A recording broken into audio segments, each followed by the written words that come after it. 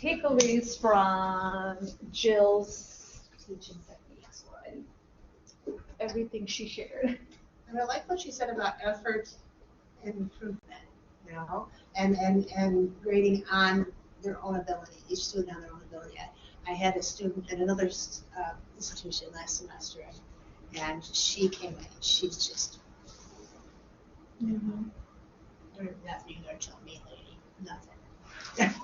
And so my first project was due, a journal article critique, you know, and they knew I was going to go through, you know, a safe side, whatever, you know, plagiarism detector. And hers comes in, is like 70 some odd percent plagiarized. So I said, well, you know, I'm not going to accept this, but I will give you, you know, another opportunity to redo this project and to put it in your own words. And so I believe you can do this. I believe you can do this. You're very articulate. I believe you can do this. So she did. And then she did a good job. In the next couple of classes, she's sitting upright, she's paying more attention. And then her next project was beautiful. You know, so that's effort and improvement. It's really pretty remarkable. Yeah. Thank you for sharing that. And she went from one of my, you know, not one of my best students to one of my best. Just good effort. Yeah.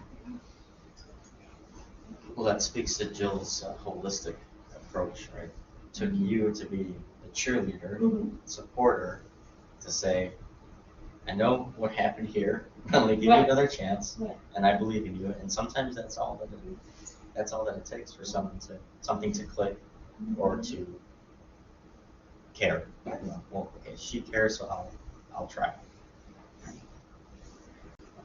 Very awesome. Yeah, when Jill talks about that, it resonates with me because I guess just naturally you find yourself having to be the counselor, the advisor, you know, the coach for your students if you expect them to care about your class even or succeed. It's not just showing up to teach the class and then leaving. You have to make yourself available before or after. It's part of the gig. So. And even, you know, we get emails, you know, please share this information with your students. We can't assume that students know everything that's happening on campus, that what opportunities are available.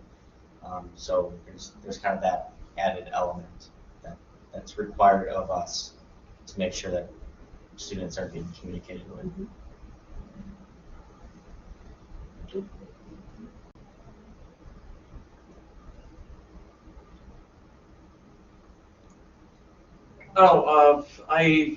This one was a bit harder to comment on because I feel like, aside from what they said, a lot of her stuff is very hands-on, and it's a very hands-on class. And I feel like sometimes it's kind of hard to translate that to a Psych 101 course, which is a lot more academic in nature. And there are projects I have, but a lot of it is like learning the material, and I try to get around that by asking, like I said, asking them about their experiences with things and trying to relate it back to things in real life and show it how it can apply to real life situations. Because the book is kind of ignorant of that stuff, you know, and I have to do that organically based on what the students know and what's going on, you know. And I just feel it's a bit different with a very hands-on class like that, where you are learning how to do something like that, you know. I don't know.